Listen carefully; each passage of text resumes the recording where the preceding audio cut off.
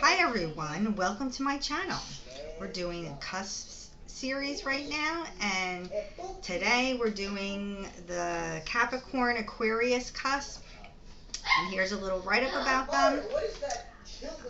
The Capricorn-Aquarius Cusp can be likened symbolically to the period around 70 years of age of human life. It arrives at the time in winter when the days are lengthy but remain cold in the northern hemisphere. Indeed, nights are freezing and refuge must be sought inside. The Capricorn Aquarius Cusp may be said to represent mystery and imagination.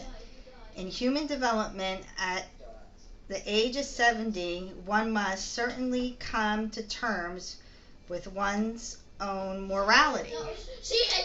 Preparation must be made to make one's remaining years comfortable, but also productive and satisfying. Although external activities have usually slowed down considerably, ideally, a corresponding increased tempo of the interior life, mental, emotional, spiritual, can manifest. The worlds of imagination, fantasy, and dreams are active, and some feel they act like in a childlike manner. The days that comprise the Capricorn Aquarius Cusp, some of the manifestations of mystery and imagination, where practical conservative Capricorn nature clashes with unpredictable, unconventional Aquarian impulses. The vivid and expressive individuals born on the Capricorn Aquarian Cusp generally excitement wherever they go. Unable to keep out of the action for very long, they make their presence felt almost immediately on entering a room. Their viewpoint tends to be controversial, and whether conservative or radical, or highly stimulating, often because of the dramatic way they are delivered. The Capricorn Aquarius interest in the poor and downright is more than theatrical. Most of them will not hesitate to make direct contributions of time, money, and energy to help anyone less fortunate than themselves.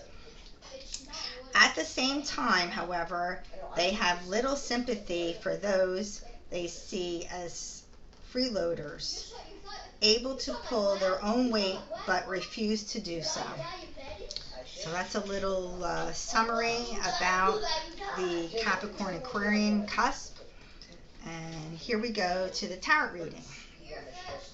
Okay, we shuffle the cards, and the first card that came up is the Hangman.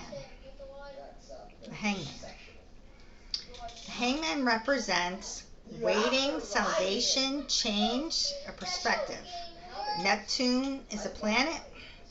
A young man is suspended from a tree. He is happy and safe in the knowledge that he is bound fast.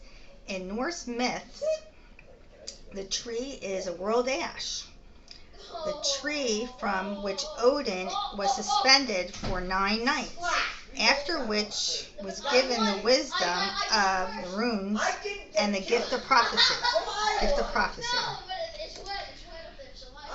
Time out. An opportunity to step back from a situation gives fresh insight and perspective. This altered state may mean making a sacrifice, such as giving up a belief or perhaps letting go of a dream. As this card literally shows, you may need to hang around waiting for someone else to make a decision. In this case, there's little you can do but wait. Analyze the situation with detachment, and you may see new opportunities from a distance. Rather than obsess about an outcome, you are powerless to change. So don't obsess about an outcome, you're powerless to change. The next card is the Death card, which represents change, endings, and beginnings, resolution, reflection. Associated with Scorpio, a woman holds a rose and a flower bud, symbolizing fullness and potential, endings and beginnings. A blood red sun is setting, indicating a time for reflection and release.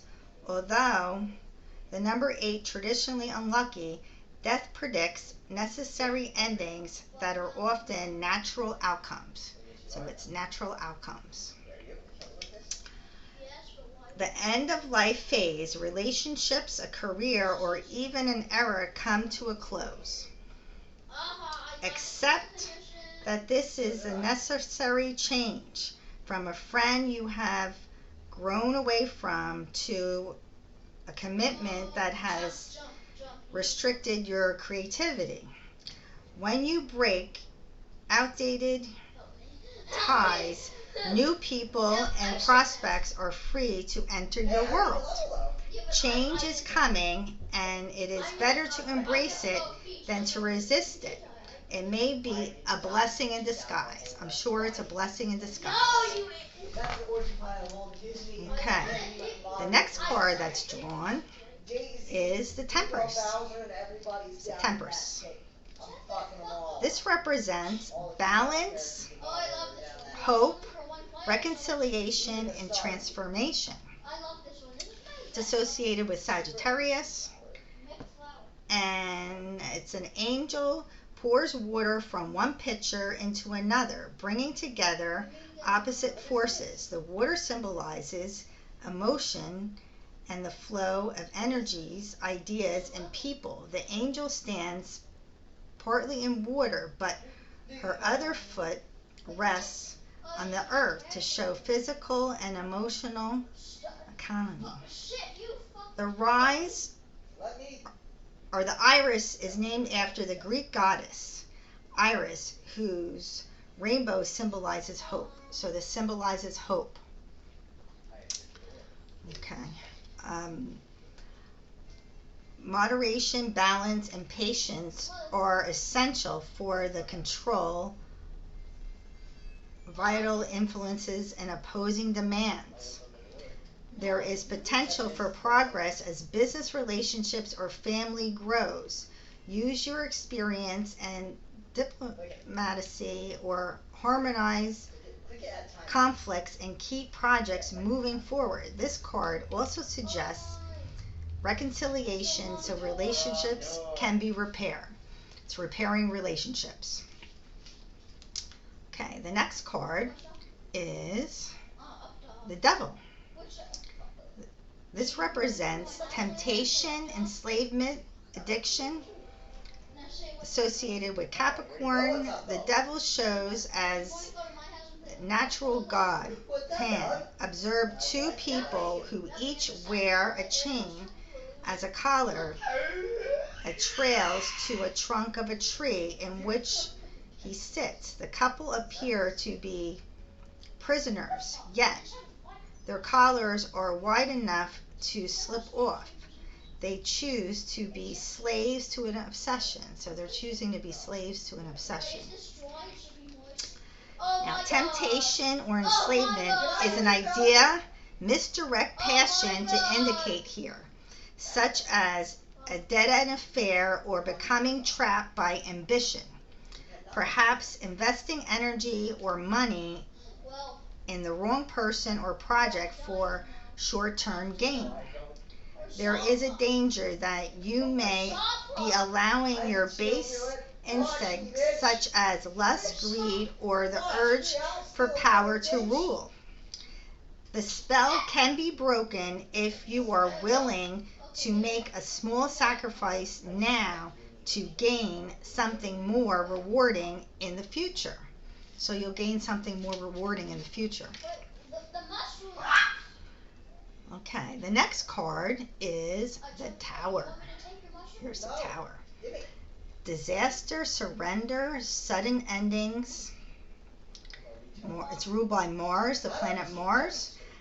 A tower struck by lightning burns while the occupants fall. This disaster is an act of God, which nothing can prevent.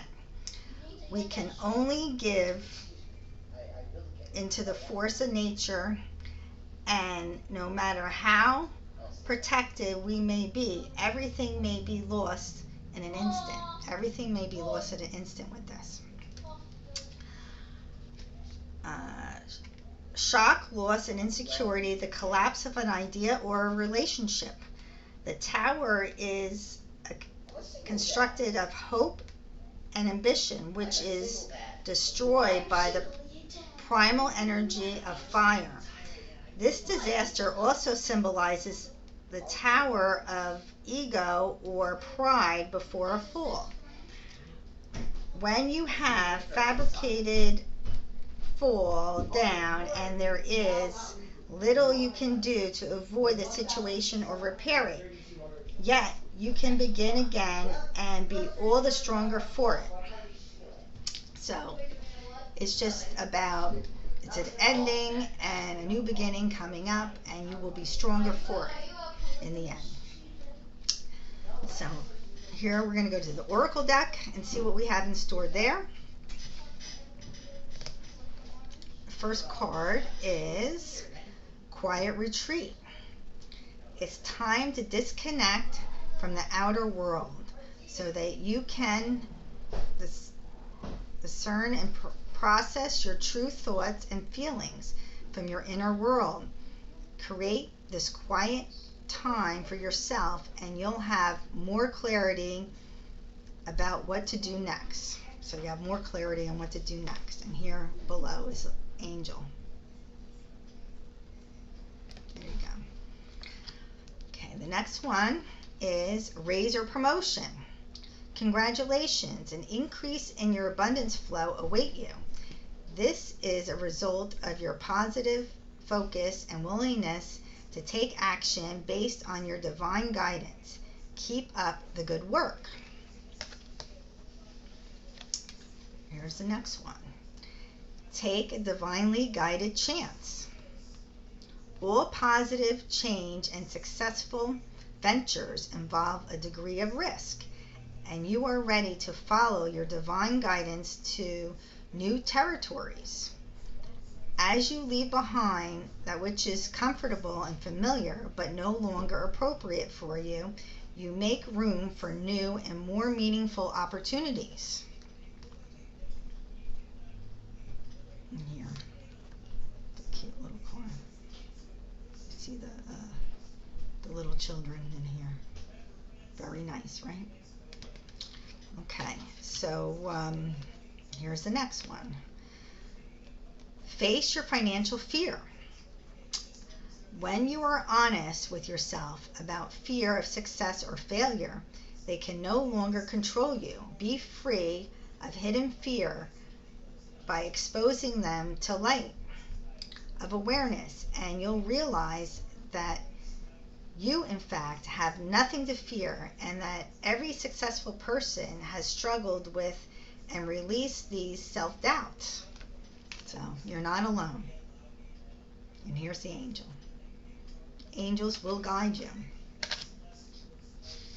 Okay, here's for the last one. The power of prayer. Give this situation to God for uplifting and healing, and be open to miracles.